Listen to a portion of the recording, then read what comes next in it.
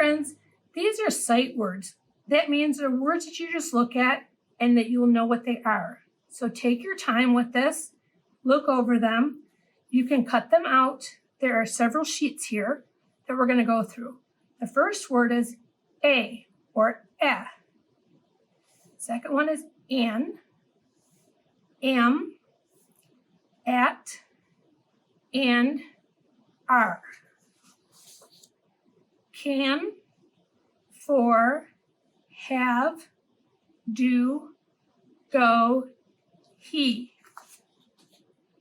Here, I, it, in, is, like. See, so, to, she, the, up. Choose one of these sight words to focus on.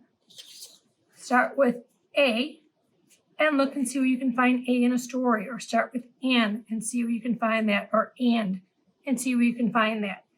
These are words that are called sight words that you could just look at them and say, oh, I know what that is. It's the word and or an. Take your time with this. You have lots of time to learn this, and just keep repeating and repeating and repeating. By learning it and looking at it over and over, you will learn how to read these. Have fun with it. Bye, friends.